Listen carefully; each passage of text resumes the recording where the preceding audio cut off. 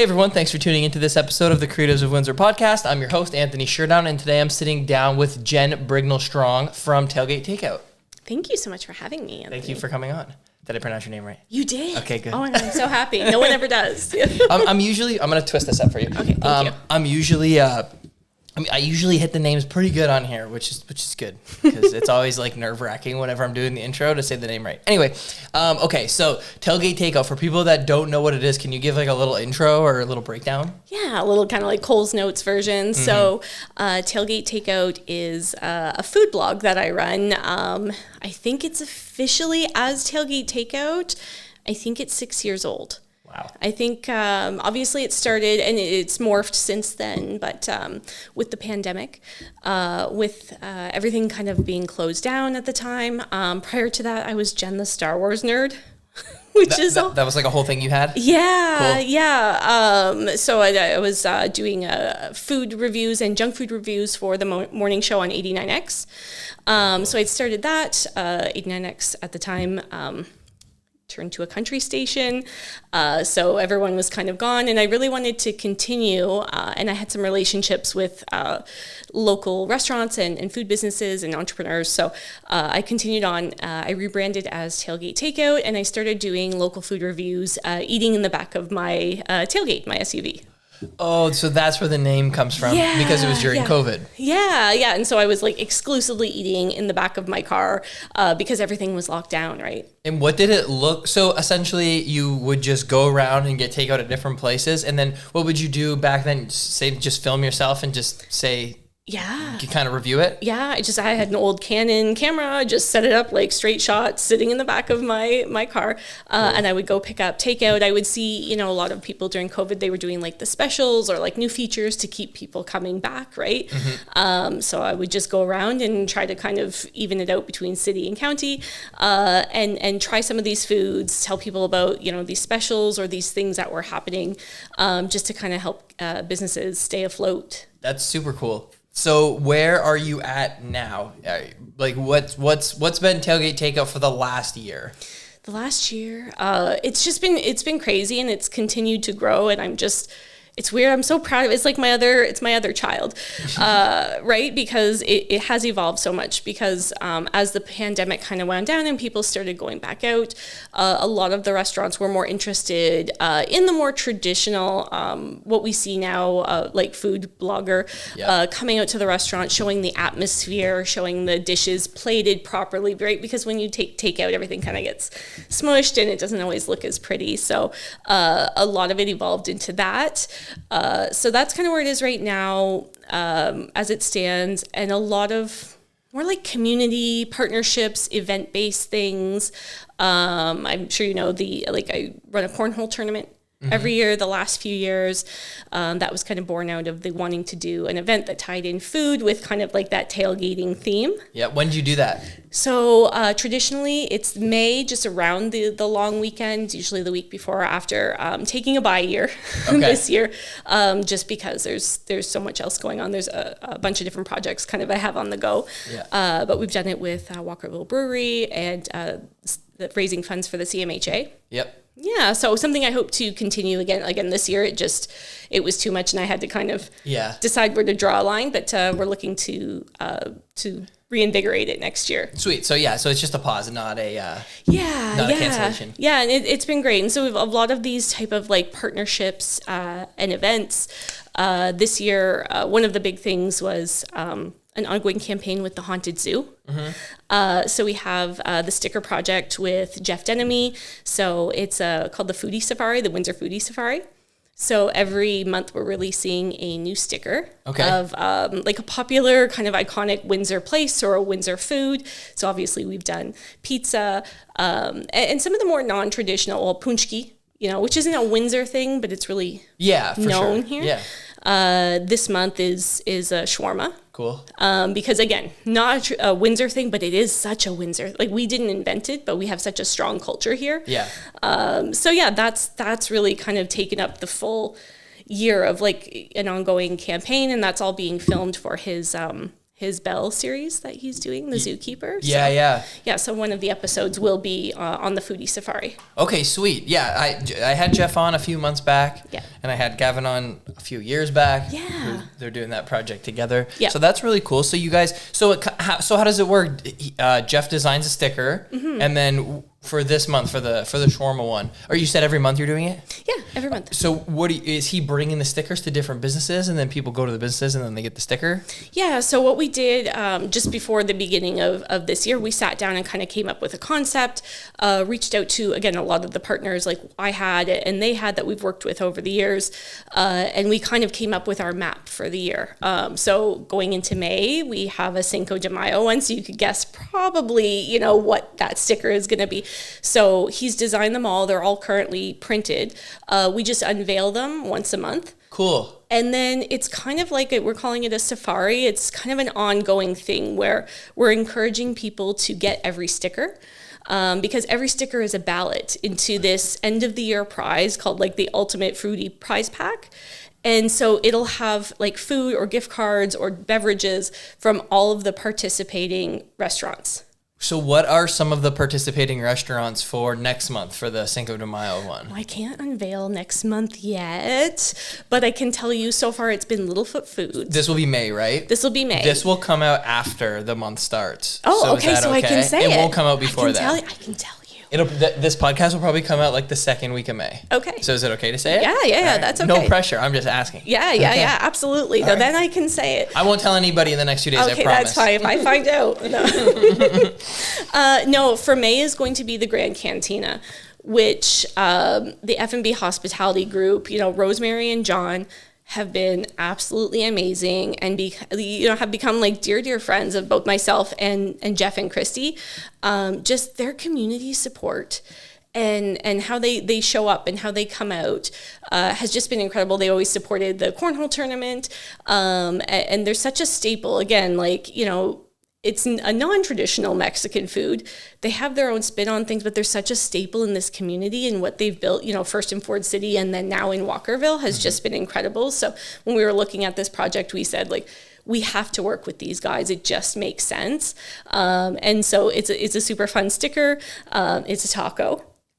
I assumed. And I can't wait for people to see it because I think it's one of my personal favorites. It looks so fun. Jeff did such a great job on the design.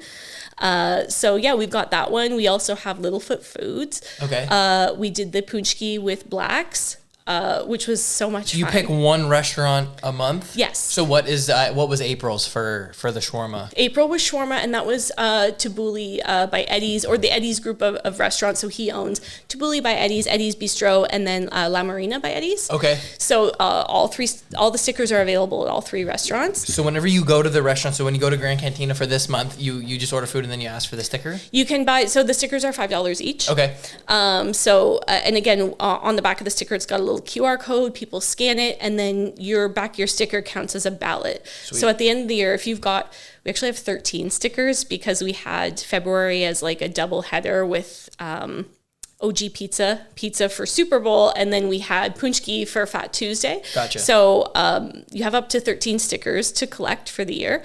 The more you collect, the more ballots you get. So if you got 8 out of 13, that's 8 ballots, right? And so at the end of the year, we're going to do a draw for this prize pack, which can include, we also did with Walkerville Brewery for March for St. Patrick's Day. So we've got, a little beer sticker, which is super cute.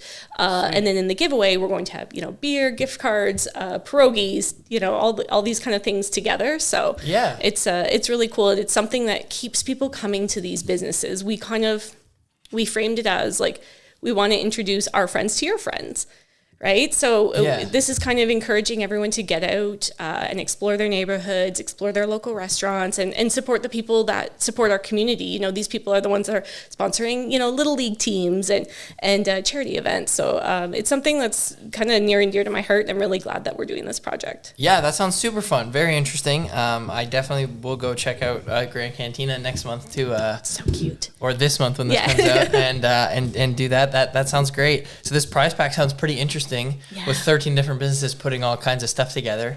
Sounds very good. Yeah, it's gonna be loaded, and again, super excited for people to just follow along, and also it's been cool to see other creators supporting this. Like I always see, shout out to kind of like Nina and Kathleen and all the other kind of bloggers out there. They, they're like, where's the next sticker? Yeah. And they're bugging me on the first of the month going, where is it? And going out to support. And it's heartwarming. Yeah. It's nice to see people kind of believe in a project that you put so much into. For sure. Yeah, no, that's super cool. So that's something big this year, obviously. So how often do you think you put out a video on Instagram or a reel or where you go to a restaurant and kind of, try the food? Yeah. How often would you say you do it? It depends. I say it ebbs and flows. I try to be pretty regular, very regular on stories. Like even if I'm just going somewhere, I work downtown Windsor, if I'm popping into Time and getting a sandwich, I try to at least post that, tag them. Restaurants and businesses reach out fairly often. I try for once a week. Okay. If not, that's quite a bit, actually. Yeah. Sometimes more, sometimes less. Again, it just I find it kind of ebbs and flows. And, this isn't my full-time job. So I have a full-time job. I have 2 small kids and, about a gazillion other side gigs. So do the restaurants approach you or do you just go do it based off of what you want? So it's a little bit of both. And when I first started out, when I had not that many followers, I was just going to restaurants, just buying food. And most of the time, I would say that's still the case. If I really want to try something, I'm just going to go and try it and just tag them. I almost don't even want them to know I'm going sometimes because I just want to support them.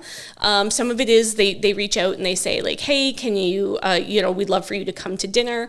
And then, dinner's on us, which is really kind of them and really nice. And it's always a weird thing. I always say that I'm a terrible business person. Because I know there's value in what creators do. Absolutely, we need to get paid for our work. But it's hard for me to justify when a restaurant has such their profit margins are this thin. Yeah. I can't go, okay, pay me this amount for this. It's hard. I've done both. I've experienced both. And it's kind of stayed this inconsistent mix for me because it is a back and forth of going I have over 20 years of experience in the media.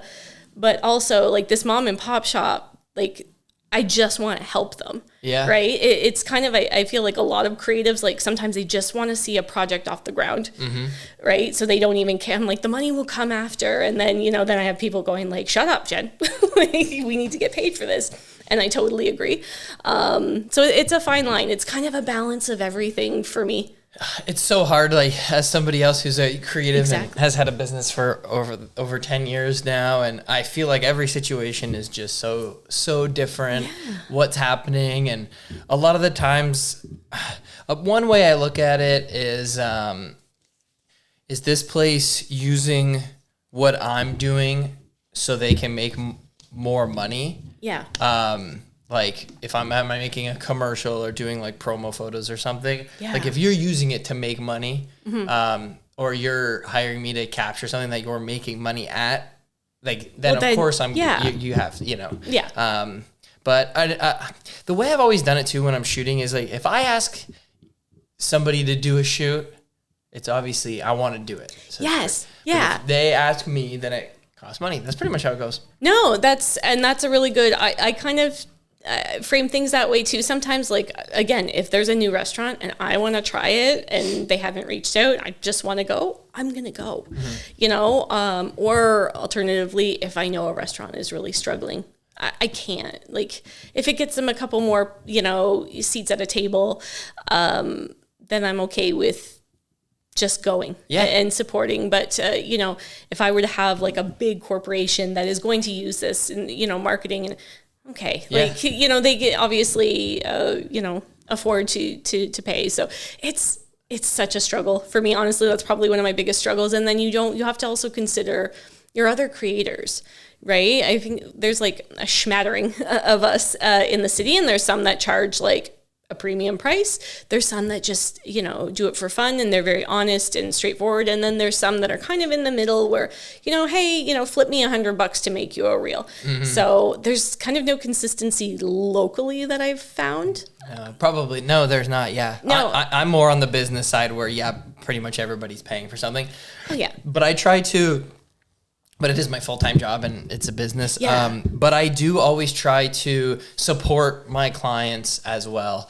When it comes to like food, for example, Yeah. I'll make sure I frequent their business and go out to eat there. Yeah. Or even buy something while I'm there. And then I obviously have some clients that direct support isn't always an option. Like WeTech, where you also work, is a very valued client of mine. I can't directly support them, but I try to support in other ways by sharing the photos and just talking nice about them and tagging them and just, asking Vaughn to come on the podcast, which we still need to set up, or just stuff like that. I just try to support in like different ways every business could use. Yeah, and that's and I feel the same way too. And there's so many like nuances to it. Like for instance, if a business comes out and says like, "Hey, we'd love to host you for a dinner," I tell them first off, like if there's anything, like I'm not going to write a rosy review. If there's something wrong, I will tell you. So that was my next question. Yeah. Is that all? How does that work? So this is hard. And I've had people say, oh, she just likes everything. And I'm like, that's not true. You just don't see the stuff I don't like. Because, I mean, we've all been on the internet lately. There's a lot of trolls and a lot of just negativity. On your post, you get a lot of negativity? Not too much. Every so often you get a comment and you're like, okay, what's your problem, pal? But just in general, you see like, groups online or people just commenting directly on restaurants' pages where they're like, I could make that at home. Okay, like that's fine. I don't want to hurt someone's livelihood. If I have a poor experience at a restaurant, I'm going to tell them directly. I'm not going to blast them online. I'm going to tell them and say, you know what, like this just wasn't like, or like, hey, the experience wasn't great, or this was a little off. Give them an opportunity to maybe someone had an off day, right? Or like something got missed or whatever. Everyone's human. So give them an opportunity to make it right. If they choose to and they go, oh my God, like, okay, I'd love to try this again. Like, great. Like, that's amazing because again, everyone makes mistakes, or everyone has like a bad day and something's off. So, giving them the opportunity. And then if they choose not to do anything about that, or then okay, I leave it. Yeah. I don't make any online comments. There's people I choose not to work with or choose to work with kind of based on like, if their values match mine. But like, I'm not going to tank someone's, or drag them online for, a poor experience. If someone asks me, I will be, not online, but if someone asks me like, hey, what'd you think of this place? I can go like, it was okay. Or like, I maybe not had a great experience, but maybe I just don't like that. I tell everyone, give it your own shot, right? Yeah. Unless it was something like really terrible. There was actually, I will say there was one tailgate takeout that never aired. Oh, so it's only one that's never aired? Only one that's never aired of my like original like food reviews. Okay. My husband actually got food poisoning. No. This place doesn't exist anymore. It was like a ghost kitchen weird pop-up during COVID. Okay. And he wanted to order like calamari tacos. I was like, I feel like that's a bad idea. And I was right. No. So I told them and they never replied to me. And then they were just gone. And I'm like, and then I had kind of heard like, oh, food safety and health and all that was kind of not really something they considered. So I was like, well, that makes sense. That's scary. Yeah, but I think that's a pretty good average though for like the 6 years I've been doing this, where one was like just so awful. I actually thought it was a joke at some point when I got the food. I was like, oh my God, this didn't look great. My husband's like, oh, it's fine. No. Did you eat it or did you just not eat it? I didn't eat the calamari and I think that's what made him sick. Yeah. Whatever I ate, the burger was just like, okay. Yeah. So, but that was it. Everyone else, even if it's something, I also have to look at personal taste too. Like, true. I'm not a huge seafood fan. There's some stuff I like. I love sushi. There's some stuff I like. There's some stuff I don't. So I always have to take that into account of like, I'll try anything. It just might not be my vibe, but there's nothing wrong with the dish. It's excellent. It's just not my preferred, food. So, why would I drag that, or why would I, that it all comes down to personal preference too. So yeah, no, for sure. My thing, like as a small business owner and a supporter of the local community, I will never, ever, ever, ever give a bad review on Google. I don't care how bad. Then there's been a couple times or like one place specifically where it's like you deserved a bad so bad. Like, you know, we almost did it. And I was like, no, we can never, my wife and I are both small business owners, never, I'm not going to mess with somebody's livelihood. I'll never go there again. But I'm not going to do that.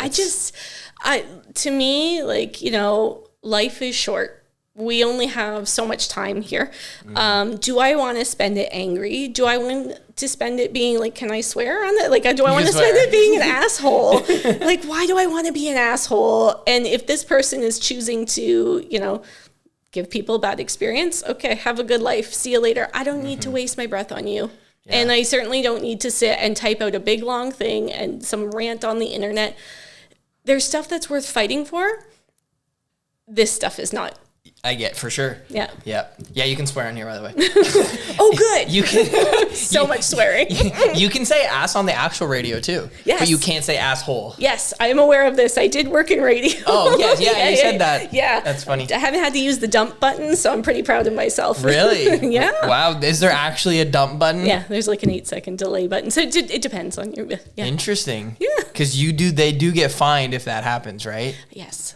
Believe so. I don't know what the standard. It's been a while, but I don't know what the standard is now. But there's a little. You know, you get live callers, and sometimes they say stuff, and you're just like, oh. Yeah, for sure. Yeah, I guess with a caller, especially that's where it would happen.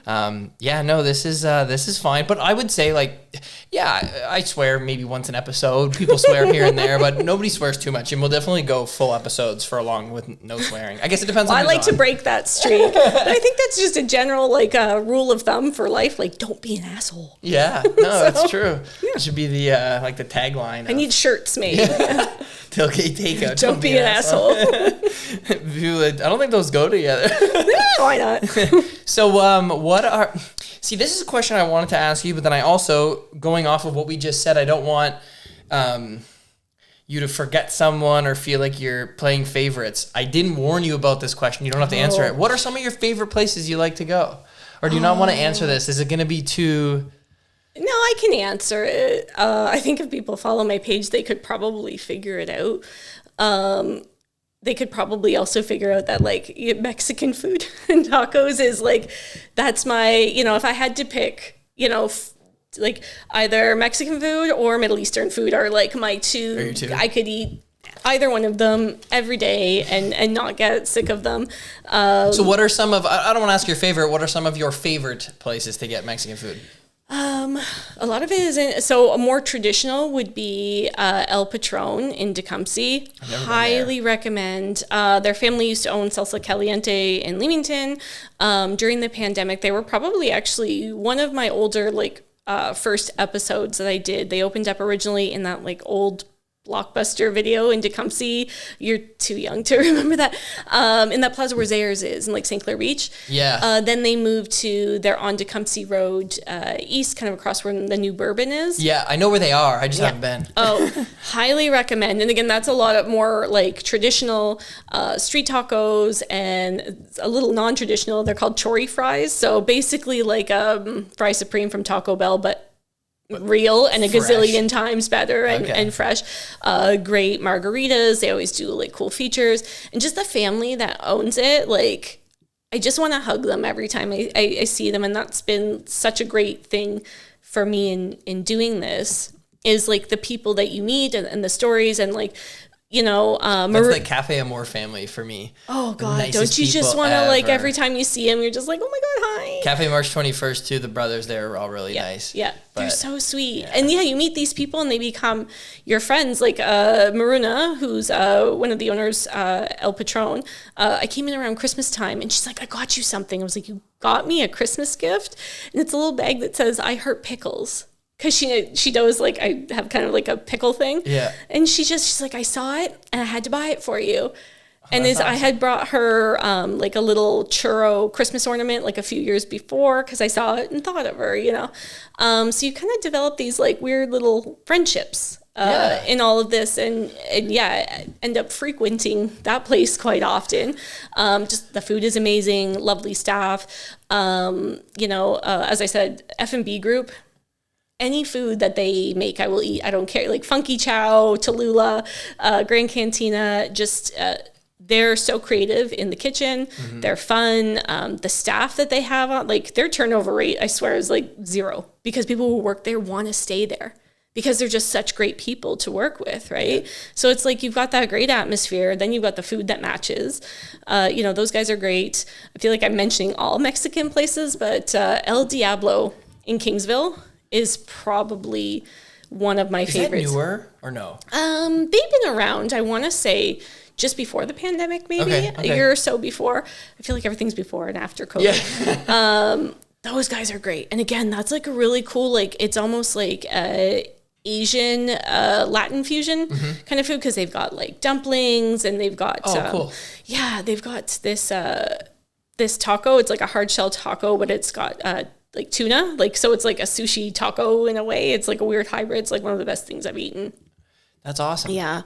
There's just so many great places. Like, I guess it depends on what like mood I'm in. If you want to go Italian, so it's hard to choose, but it's also kind of easy in a way, especially when you have frequented the places so much over the years. You kind of. And Windsor has fantastic food.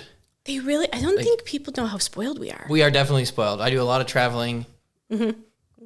Nope. And it's hard to find. I understand. Yes, it's hard to find a good place when you're traveling. You don't know exactly where to go. But if you're in Windsor, you can almost go anywhere. Everywhere is good. There's a lot of cities. The food is not good. Can I just London? Sorry, you need to up your game.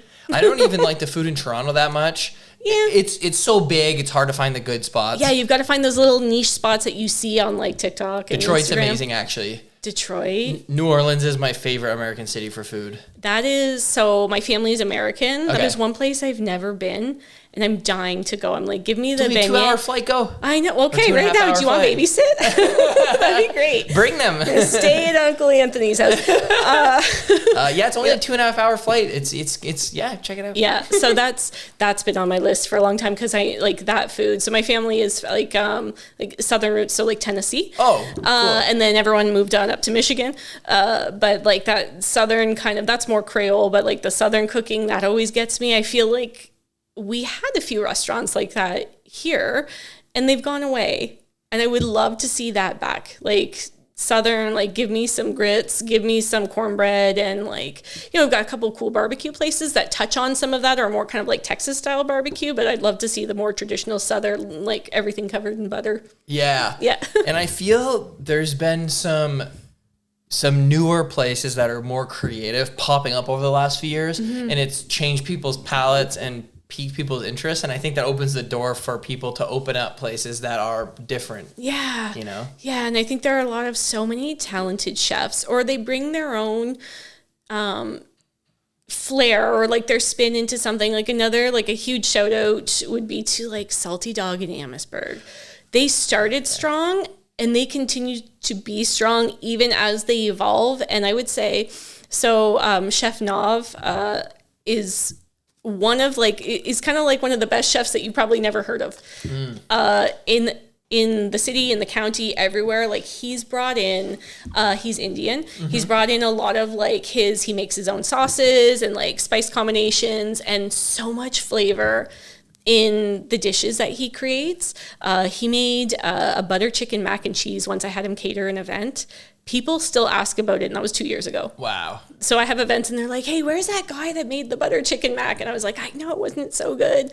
And he continues to create sauces and put them, like different spins on burgers and pizza. And it's mind-blowing, like what he can do in a kitchen. So, yeah, that's another one. We're bad about always going to the places we love, and we need to start venturing out and trying new ones too. Obviously I go to new ones all the time, but we just had a sandwich. It wasn't our first visit, but a sandwich at the place on Drulard. Petrella's. Yeah. Oh my God. It's Reno and his boys that run that. Okay. So Reno's Kitchen was one of my favorites. I miss his pulled pork waffles were so good. Yeah. But those sandwiches, they make their own bread in-house. Oh my God, it was so good. It's one of the best. I think I've been there 3 times now. That's probably the best sandwich I've ever had.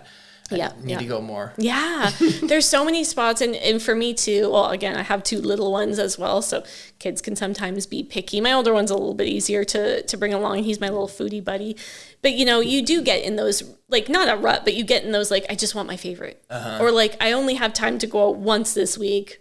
Where am I going to go that's, like, going to kind of hit those cravings or whatever I want. So it's hard to get out to try new, but, and a lot with my page is, like, showing people, like, this is new, you should go try it. Or in case you missed it, we've had, a lot of these restaurants have been around for a long time.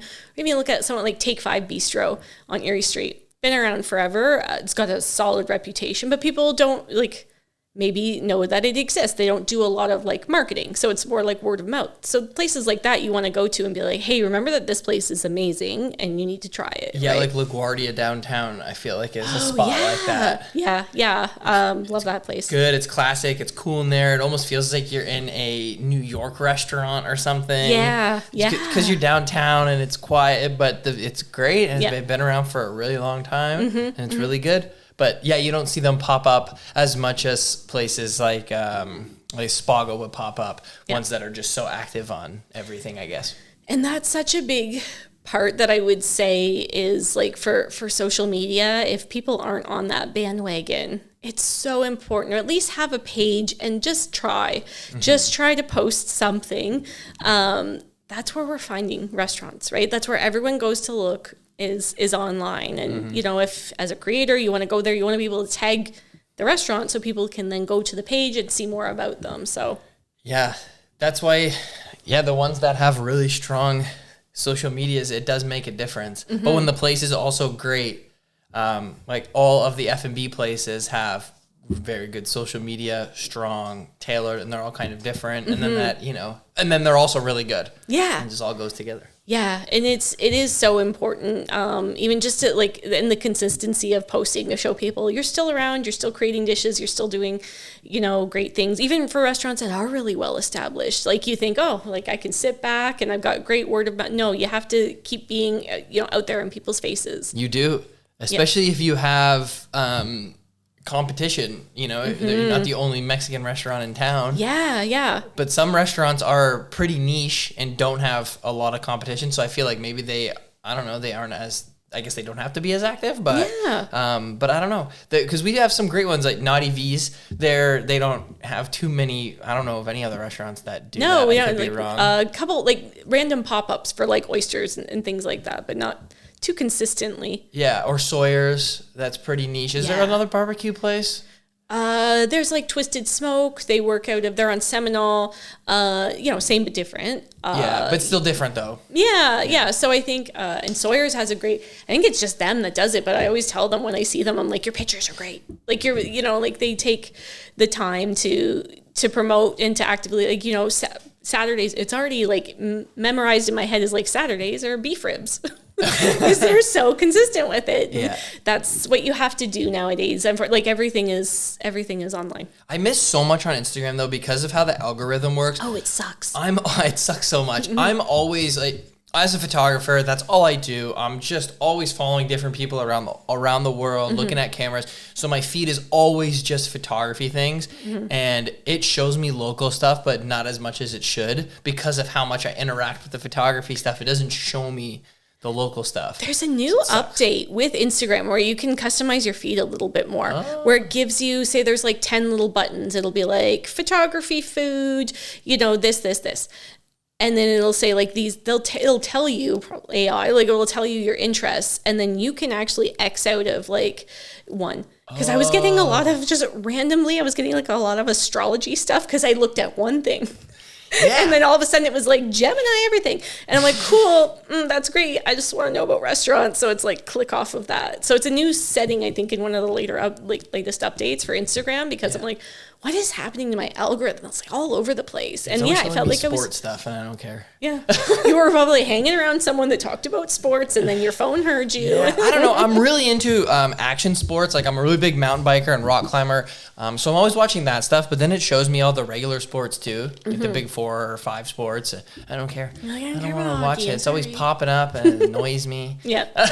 But then there are highlights, so they are interesting to watch. And then sometimes I'll watch them and be like, oh shit, now that I watched that. Yeah, they hooked you. It's gonna freaking show me more. I don't want to see more. I know, and it's so annoying. And then like, so I'm, one of the many side gigs is managing some of these social media pages. And I'm like, okay, what's going to get views and what's going to, and keeping their algorithms kind of clean. Do you manage a lot of different social media pages? I've stepped back a lot, again, just bandwidth and time. So I would like to sleep eventually. I still do a few, just, kind of help out and things that I feel like I'm aligned with and I have time to do. Some of it's harder, and I've kind of passed it off to people just because again, haven't had the time. But I think at one point I was like managing like 8 different pages, like for different restaurants. Yeah. Okay. Yeah, mostly restaurants. Plus my own. That's a lot. Plus, 8. Yeah, it was. It's like 10 too many. Yeah, it was. That's a good way to put it. That plus like, helping out with work, our social media. And so I was just like, you know what? I can't do this, right? This is where I'm at in my life and my career as I'm getting older, is like, what do I want to give my time to? Mm-hmm. Because again, we only have so much time here. Like, how much time is going to be like, I need to be with my kids and my family and do all that boring housework and all the things that, you need that are real life. And then, what fun stuff means the most to me. Mm-hmm. And so, I've had to kind of cut back a little bit. And, if I'm going, I can't do this anymore, I'll always try to be like a warm handoff of going like, I can't handle the socials anymore, but here I have, a couple options for you, or I kind of connect them and move them on to the next person that I trust. Yeah. Yeah. No, yeah. Over the years, my wife and I started our businesses and grew them. And at first you're just trying to grow. And then you get to a point where how do we make the businesses work the way we want them to? Yeah. Whether that be the clients you work with, the stuff you do, and most importantly, how you schedule your time. Yeah. When do you work? What days of the week do you work? Mm-hmm. But more importantly, what days of the week do you not work? I haven't figured that part out yet. I'm still trying to figure that out. So that's been the hardest too, because a cool opportunity comes up and you don't want to say no. I'm probably the worst person. Like, I will always say yes and make it work. Like, I'm literally rappelling off the CIBC building next month because I couldn't say no. And as for the Cancer Center Foundation, I love Anita and that team, and obviously cancer has affected everyone. And so she said, do you want to do this? And I'm like, sure. And I'm like, I'm going to climb off the side of a building. That's awesome. Oh my goodness. But I felt that was, I'm terrified. But I felt that was important because it's, raising money for, assisting people who are battling cancer. And it was something cool and crazy to do. So I'm like, you know what? I think it's worth saying yes to, even though I feel kind of nuts doing it. That'll be super fun. I hope you're not really afraid of heights. I am terrified of heights, so It's going to be a good time for that. I got a little helmet, and I'm going to be strapped in, so... Sometimes it's not as scary once you're doing it as it is leading up to it. Yeah. That's what I'm banking on. It's a little... But it is I'm like, why did I say yes to that? And then I'm like, no, because that aligns with what I want to do, and like charity work to me is so important. Like, if I have any sort of platform, like, I think you need to support, the things that you actually care about. So, working with CMHA, with the cornhole tournament, and being like a sole focus ambassador for them, that was really, really important to me. And so working with Cancer Center Foundation, again, that's something that's, near and dear to so many people. So I think if I have any sort of platform or any way to promote these causes and to support them, then I think that's, it's a responsible thing to do. Yeah, that's great. That's really inspiring. I like hearing that. That's awesome. So you said your job for a second. Your day job is at We Tech Alliance. Yeah. I know a lot of these answers already. What do you do there? That's a good question. I am the manager of events and community programs. So what I do there is create and manage events to go along with a lot of our various programs or our community initiatives. So We Tech is kind of like a tech accelerator. We have the little, we help businesses start, scale, and sell. Start, sell, scale. And so what we do is we work with like tech and innovation-based businesses. We run a lot of like programs.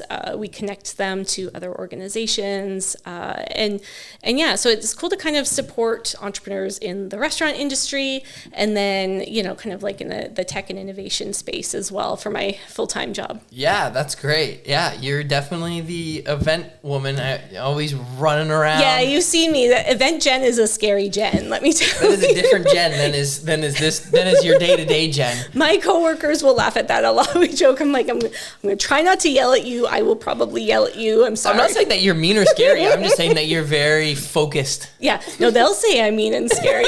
But it goes right away when the event's done. Like at the scale-up event, would you say that's your biggest event of the year? That is the biggest event, yeah. Yeah, you're going crazy all day, but you're still trying so hard to be just nice and calm, but you can see how stressed you are. I'm like, I won't bug you. The people that know me are like, oh man, she's freaking out, but it's part of the process. When you check off the last thing on your to-do list that day around 4 o'clock, you're back to normal. Yeah, take shoes off, pass out on the couch.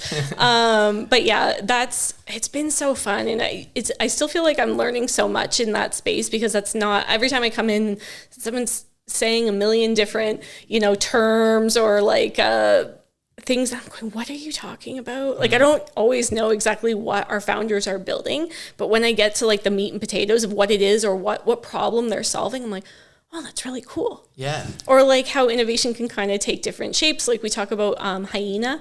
If you've had them, like, yeah, they're great. It's a non-alcoholic beer, which is huge, and that market is growing. But it's also the innovative spin is that, you know, there's it's infused with electrolytes, and so it's like you drink it after. Yeah, you drink it after a run to recover. Like you have a beer after a run. Like sounds good to me. Yeah. You know, so a lot of cool projects, and you saw through Scale Up.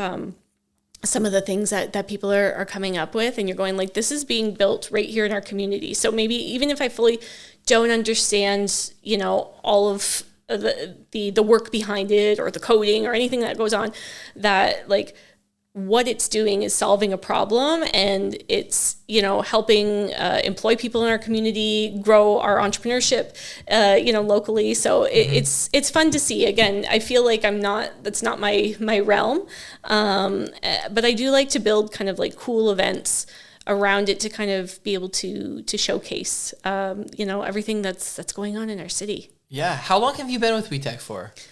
It's kind of, I want to say four, maybe 5. So I started just freelancing. They'd actually reached out on LinkedIn. They'd found me through my writing at the Drive magazine.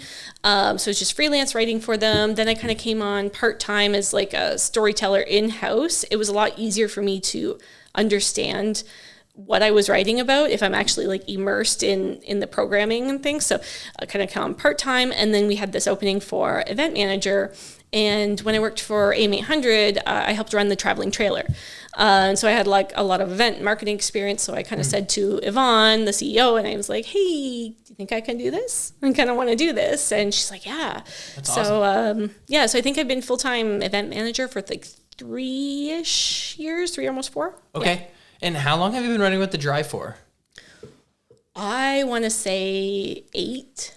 It's been a while. I've been shooting for them for 2018. Yeah. So came on board pre-Dave coming back. Me too? Yeah, probably would have just been just before he came back. No. I was there before he left. Oh, you were there. You've been through the whole transit. You might have been, a little bit longer than I have then. Yeah, I was there. Yes, I was there before he left. Then he left for a bit. And then came back. And then he came back. Yeah, because when I first started, this is how I became friends with Dave. We would do, one of his clients was I don't know if they still advertise with the Drive, but one of the clients back then was a retirement home in Leamington. Mm-hmm. So once a month, I would meet Dave, and I would jump in his car on Manning, and we would drive out there together, and I'd shoot it, and he would come.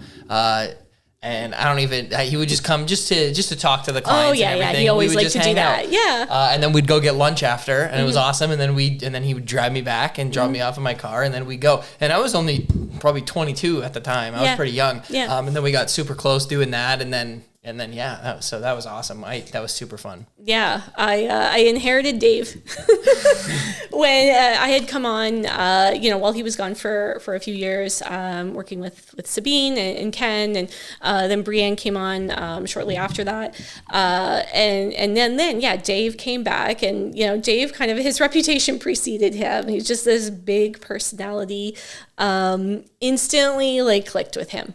And just like, ripping on each other, and really, really clicked. He trusted me with a lot of work. I was at a point where I was just straight freelancing.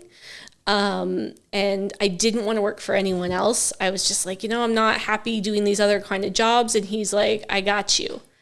And so he would find me other side jobs, helping out, writing things for other clients or friends. And then like a heavy percentage of the drive for a while through COVID was like, that was me writing a lot of it. Yeah. So right now it's you and Leanne. Leanne's still writing. Yep. Who else is kind of the main writers? Jesse Zeter, who's fantastic. And he had kind of come and gone too. Actually, when he left, I had stepped in for a little bit. He's great. And then Devin Mighton. Yes. Devin's fantastic as well. I love just every time I see him, I just want to hug him. Sometimes I wonder who's going to write the things I take pictures of. Yeah. Because I go shoot it, but I have no idea who's writing it. And then I don't see it till later. So that's always interesting. Yeah. And I think they do a good job of like picking, obviously right now, and I don't have a ton of free time. So I'm like, I'll take my food article. Right. And sometimes I'll jump in like the latest issue. There was the women's issue. I was able to kind of carry a few more stories.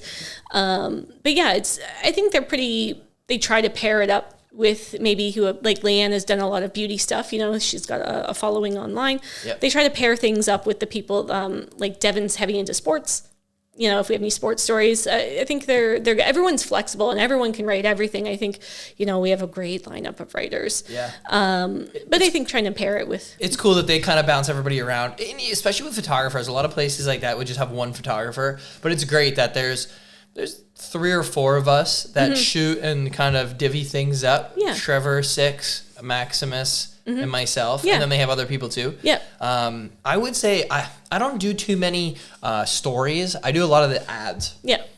Which they run like stories. So yeah, sometimes they're like advertorial. Sometimes it's hard to tell exactly what they are, but I would say that those guys do more of the stories than I do. I definitely do more of the ads. Yeah. But they're shot the same way, so it doesn't even, sometimes I won't even know what it was until after. I'm like, was that an ad or was it a story? I have no idea. It's both. Yeah, exactly. Yeah. No, I think it's great, and I think we have a really strong team, and we have so many good writers in this city, and it's been fun. And Dave used to hit me with, we've done some amazing stories together with Danielle Campo, the Paralympian. She almost died during COVID. She went septic after she gave birth to her daughter.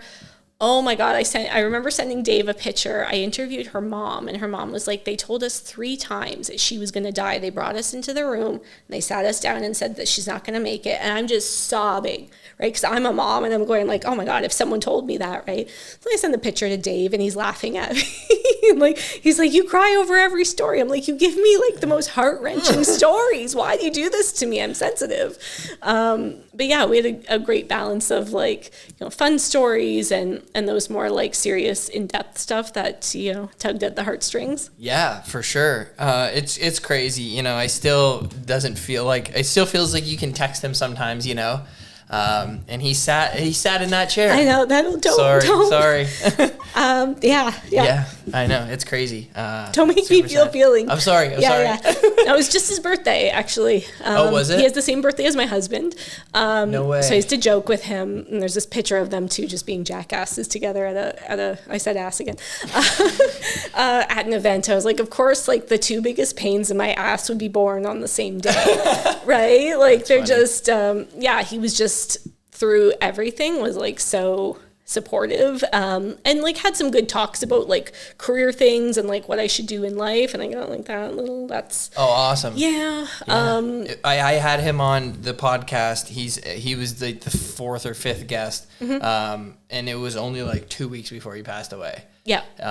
Which was I'm very grateful that I got to talk with him like that.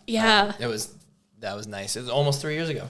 Yeah, no, it was the day he had passed. I had texted him that morning, was the morning I did the photo shoot for the CMHA Soul Focus Ambassador. And I sent him the picture. I was like, aren't you proud of me, boss? Like, just as a whatever. And I was like, he didn't read it.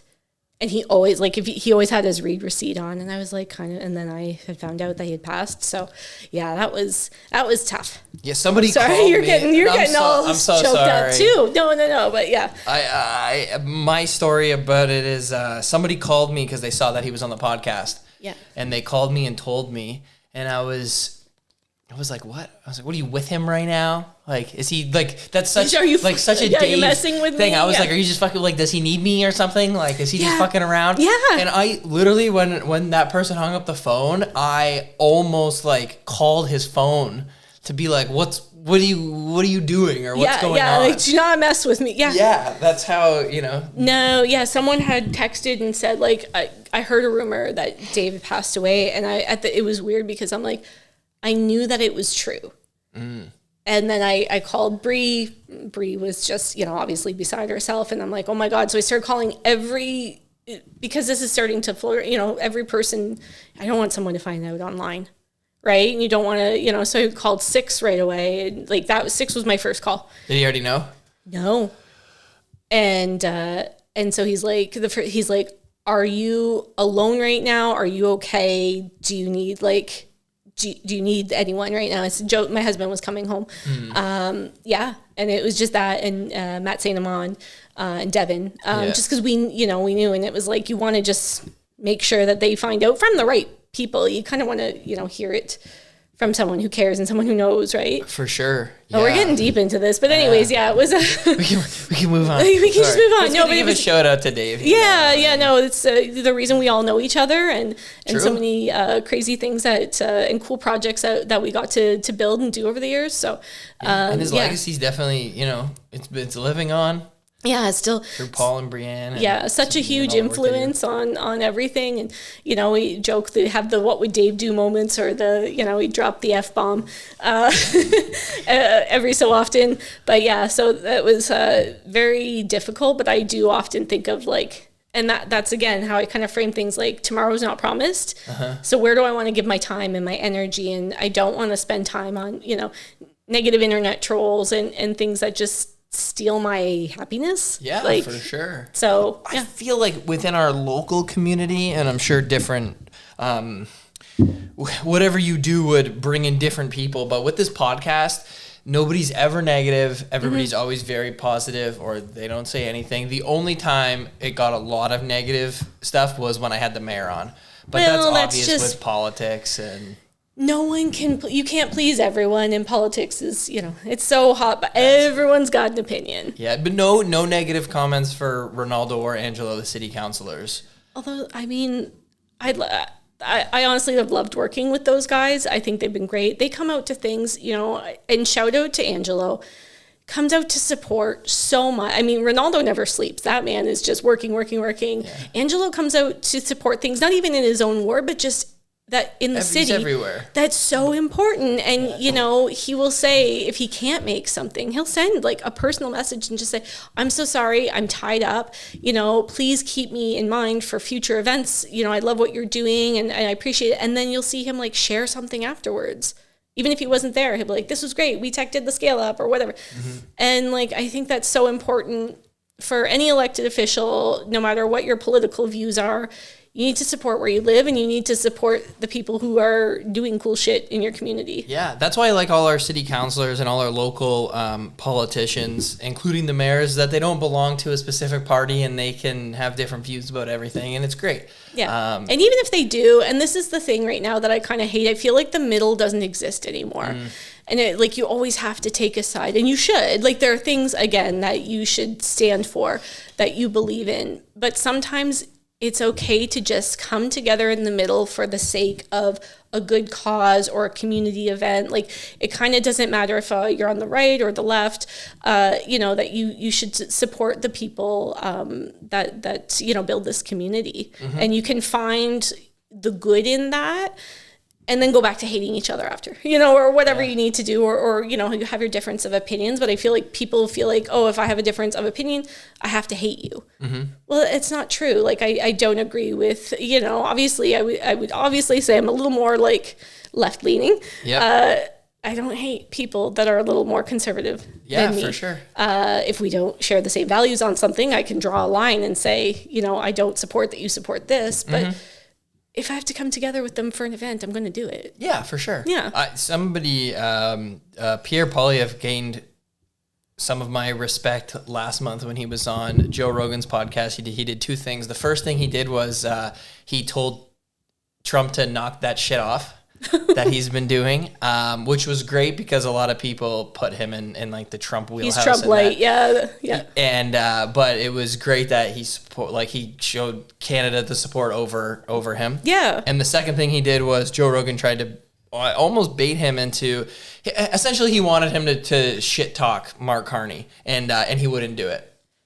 Which he does which he does all day, every day. Yeah. But he wouldn't do it. He wouldn't do it there. Well, it's kind of like, when you pick on your little siblings, you can pick on them all day, but if someone else does, like, you're not allowed to do that, right? Yeah. So you can respect, and politics used to have a little more decorum to it. It does not. The House of Commons videos are insane. Like, some of the stuff they say, I'm like, oh my gosh, like, you guys are supposed to be professional. I can't believe you say stuff like that. It's depressing, and kind of you feel like you're living in the movie Idiocracy. So again, like everything you really do. It's kind of not even funny at this point, but like that's what I said with even any of the food reviews or the pictures or anything with Tailgate. I'm not going to put more negativity out there. I'm just going to, if it's something I didn't care for, or if I had a negative experience, I will deal with it privately. And then move on, because there's enough shit on the internet and just everyone hating on each other that like I don't want to put my time there. Yeah, no, it's true. That's and yeah, you're right. It's with especially politics, it seems everybody's just so like extreme and negative and attacking people and stuff. Yeah. But when you're in person with everybody, it's, you're just people. It's the crazy ones don't come out. They sort themselves out. Yeah. And the people that complain are always the loudest, I find, too.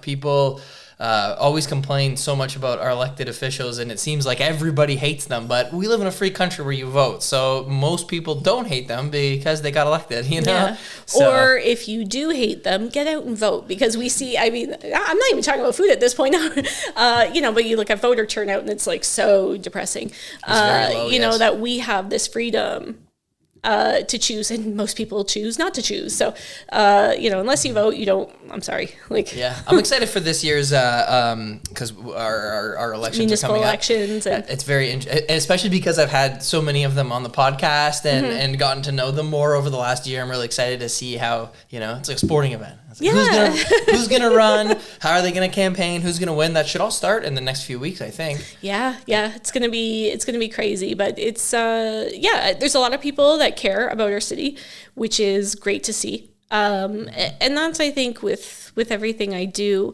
is like I just want to work with people who give a shit.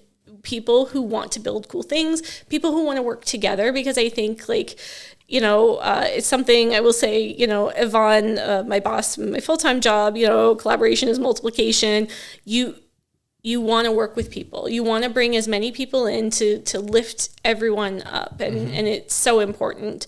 And the more you support each other, the bigger you can grow. Right. Yeah. And I feel the community that we have in our, I don't even know, I don't want to say corporate, our local corporate community. I don't know. Entrepreneurs, local entrepreneurs. Yeah. But just like Invest Windsor Essex, TWEPI, you guys, the organizations that are at everything, like those economic development. All that stuff. Everybody's so great, and they all work together, and they're all friends, and they also, the Chamber of Commerce. Oh, yeah. Everybody's comes together for all the events. All those were at your We Tech event. And that was it gives you the warm and fuzzies, in both my full-time work and then in Tailgate, to see scale up. The mayor came, councilors came. Every single one of our partners had tables. So Invest, TWEPI, all these people that I work with. The university, the college, so much support for our entrepreneurship community, so much support for each other. Like we really want to lift each other up and promote each other's events and support, because at the end of the day, it's not about us, it's about the communities, and the entrepreneurs and the businesses. So I love that we can all come together and do that. And the same with our local creator community. You host the photo walks, which I think are so cool, and I keep trying to come, but they're always on like days that I can't make it. But you host the photo walks. There's other ones like that going on. There's other different events, and to see all of the creators come out and support each other's events and their initiatives, like that's what it's all about, man. Like that is the point of this all, is to build these communities and support each other, and then just like more cool shit comes from it, right? Yeah, and especially the people, see, a lot of people are attached to their work or their business, and that's totally fine, support, and that's great. And I also love the people who are more just individuals that come out and support, like Nina, Roxana, Kathleen, Leanne. They have their blogs and their Instagram pages, but they're not really running a business. Like they're not coming from a business. Where even me, I'm an individual, and so is my business, but I still am kind of coming from my business, right? So no, it's great that people like that go out and they just do it just for the love of it, but everybody's there for the love of it. Everybody's so nice at all these events. That's why I love our local community. Yeah. It feels like we're sheltered from all, like we were just talking about, all the big politics and all the bullshit that's out there. But like you guys go argue up here. We're just going to keep doing cool shit down here and, making our city a better place, our region a better place. And like your own day-to-day life is like, I feel so much better in this like community of like friends and people I've built, that just it inspires you to keep going. Right? Yeah. And there's so many people, like I've had your name on the list of guests for forever. And I don't put out that many episodes, probably every 3 weeks. So yeah, we're on almost 60, which is super cool. And I'm just trickling through the list of everybody that I see everywhere, and it's great. But yeah, I just love trying to. Yeah, honestly, it's kind of selfish, but it's not. I just like talking to everybody.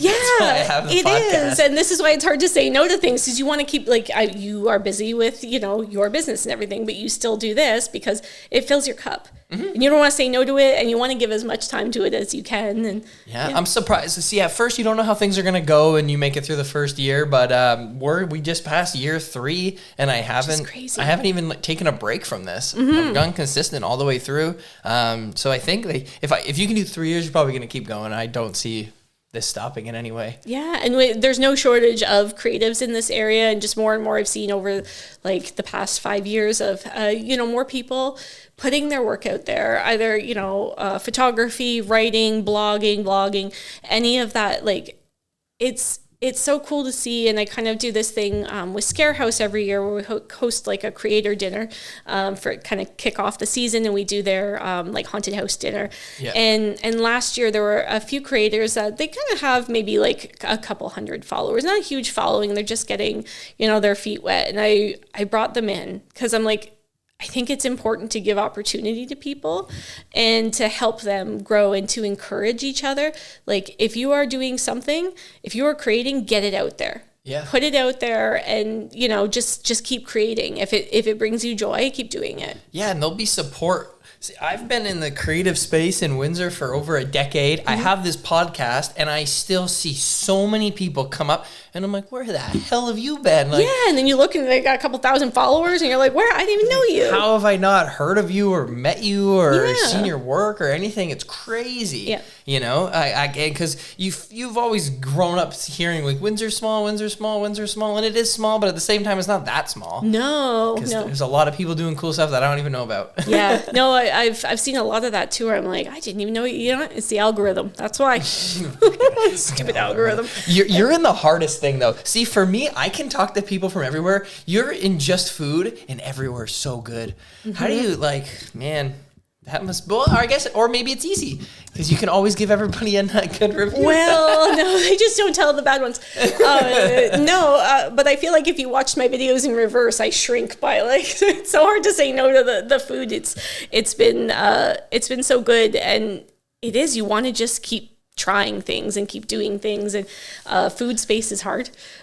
Because everything is good, and you want to try things, and then also kind of that's my niche.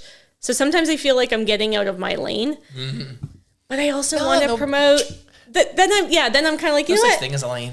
F it. I'm going to post what I want to post. And I want to pull in different events and talk about different things. And mostly, you know, I've said no. I've had people reach out like, hey, do you want to come to this dental office?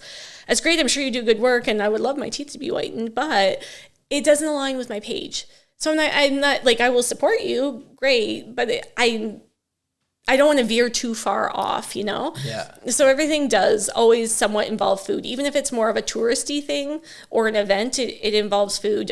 So I've got this summer with Sandwich Town. I don't know if you saw with 89X and Sandwich Town, we're doing a Sandwich Summer series. Cool. So this is so cool. So I got my start at 89X many, many moons ago. So when it came back, I was like, oh my God. I'm so excited. You know, it was why I got into radio. So still having a lot of friends at the station, and then working with Stephen Hargraves at the Sandwich BIA. He's fantastic. You know, we're kind of spitballing this idea for like patio series in summer and like what can we do and how can we kind of marry this all together, and talking with Dan McDonald. And so we came up with this Sandwich Summer series. So it's going to be a different event at a different place in Sandwich every month for the summer. Cool. So we've monthly. Monthly. So May 24th is the first one. It's at Sandwich Brewing Company. It's a Sunday brunch with Chrissy Cochran playing. Cool. So she's got a new EP coming out, which is amazing. I actually just talked to her. So she's obviously an incredible performer. So we've got like that music element, you know, Dan plays her on his local show. Yep. Then we've got the food element, and that's kind of where I come in with like the brunch. And, you know, I always want an event in any space that I do, you know, has good food. And then we've got that community vibe of just hanging out on the patio and Sandwich. There's going to be so much going on with the bridge opening, and it's kind of going to be like, I grew up on the West End. It was like the place to be this summer. So we've got that one coming up in May. We've got something big coming up in June and July, you know, so we're planning all these out. And that's awesome. I love stuff like that. But it pulls in everything, right? It's like the community element. It's the great food and celebrating like our culinary scene. And then also like music, which is such a huge part of our community as well. Yeah, no, it is. And just like our food here, our music is amazing across so many different genres. Oh God, and you think of like the Bluestones and all the like the Tea Party and all of these like amazing bands that have come out of this region, Silverstein, like all these people. So it's cool to kind of continue that on, and there's a lot of exciting things planned for the summer. I can't wait. Yeah, me too. And you keep bringing up, it's hard to be able to go to everything. And I hate missing stuff. And then I don't want people to think I'm not interested in it or I don't support it, because I do. I just have something like, for example, you just said that I'm going to Movement that day. Yeah. I want to go check that out. No, I get that. And I want to go shoot some photos there, and I think it'll be cool. But now I have to admit, it sucks. I hate missing things. I know. There's actually, it's so funny. So Chesley, who runs a blog, Searching Southwest Ontario, she does this bake club every month at Windsor Eats, and it's grown and grown and grown, where like everyone brings baked goods. I feel so bad because every time I'm like, I want to come, and every date is like, oh, it was my kid's birthday. It was this. So I share it and I promote it. I'm like, I so want to go. Don't think I don't want to go.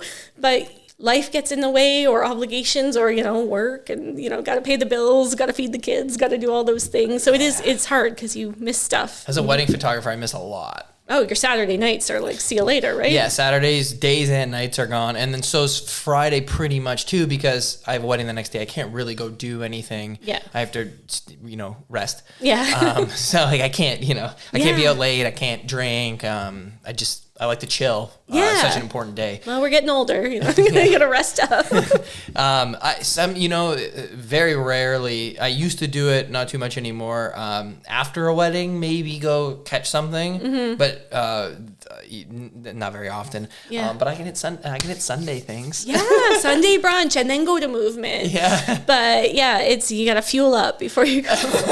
But yeah, it is hard. And I always feel like I'm so apologetic. Like someone will ask me something, like, I really do want to go, but like my kid has baseball, or like I have to do. I can only imagine having kids. I don't even have kids and I don't have time. Yeah, and a 5-year-old and a 14-year-old. So okay. it's like two different kinds of children too. They are two two different kinds of children. The 5-year-old is, I always say she's born in the middle of a pandemic, in the middle of a snowstorm, and like that's her vibe. Oh, okay. Yeah. So it's add 2 kids to the mix and everything else. And my youngest sister is, so your kids are 9 years apart. Mm-hmm. My youngest sister's 14 years younger than me. Yeah. But she's a maniac too. My younger sister is 12 years younger than me. And I'm like, I don't know, you youngest kids or you're your own breed. But yeah. And it's like, you don't want to miss a second of that stuff because it does go by so quickly. Mm-hmm. And you're like, it's a hard balance. I think particularly it's getting more balanced. Yeah. Particularly as a woman. Right. Your obligations are a little, I mean, my husband he tries. He tries so hard. It's not mom though, so it's, you want to be there for everything. You want to be, cooking dinner, cleaning, doing all of the things. And then still you get mom guilt if you don't do it. Oh my God. Mom guilt like consumes me. But then I also want to show my kids that like mom does cool shit. And mom cares about the community, and it's important to care about where you live. Yeah. And this is why I'm doing things. My son is super pissed that I am scaling a building. he's very scared. But I was like, it's fine. They put like anyone up there. I'm sure it's totally safe. You're good. Yeah. But I want to model that, community involvement and that behavior to them, but also like actually be there for, putting them to bed and doing all those things. Sure, so. Being a mom and yeah, you want to show them that they can do all this cool stuff, whatever they want to do. Oh yeah. Especially as a woman for your daughter. Oh yeah. I mean that girl's gonna probably overthrow a government one day. She's crazy. But yeah, I do want to show her like girls can do anything because even coming from like I'm 41-ish. But things were different when I was little, right? Yeah. In the 80s. And I want to show her you can literally do anything that you want to do, right? Yeah. So it's hard because you want to be the mom, the stay-at-home mom for her, but then you also want to be the boss and I try to do everything, but I'll sleep eventually. I feel like moms and parents in general have balance is like the number one thing you're looking for all the time. I'll let you know how it goes, but I haven't found it yet. Yeah, we just got a puppy, which is easy because we can bring her everywhere. But still, I mean, I will say, I have a dog. We got her when she was a puppy. I was like having a kid all over again, especially through the teething and the training. And that's where we are right now. So we've had her for, it'll be 4 weeks and 3 days. In 3 days, it will be 4 weeks since we got her. And every night since we've got her, one of us gets up at 3 a.m. And one of us gets up at 6. And then the one that gets up at 6 obviously just stays up. Yep. And then the one that gets up at 3. I've been doing the 3 more. My wife can't get back to sleep. No. Yeah, it's hard. I get back in bed and I just pass right out. So I'm like, okay, I'll do my that husband's for the you. same way. Yeah. Yeah. But it's a freaking... It's a lot, but unlike a child, which I watched my parents raise, my sisters are much younger than me. I grew up around babies getting raised. Yeah. What a kid takes a year to be able to do independently, it's like a week for the dog. Yeah. Yeah. So it is a little easier. Yeah, it's much easier. But it is definitely like I hadn't had a puppy before, and I was like, oh man, this is. Do I need another kid? Like, what's going on? But it's a journey. Yeah. Well, that's a great. We talked about everything I wanted to talk about. I feel like we talked about everything ever. Anything we could have talked about. We talk a lot. Sometimes the podcast, it runs to different avenues. Yeah. That's okay. It's great. So anyway, where can everybody find you on stuff? On social media, the Tailgate Takeout on Instagram. So Tailgate Takeout everywhere: Instagram, TikTok, Facebook. That's I was on YouTube at one point. Anywhere. Okay, awesome. Well, thank you so much for watching, everybody, and thanks for coming on. Thank you.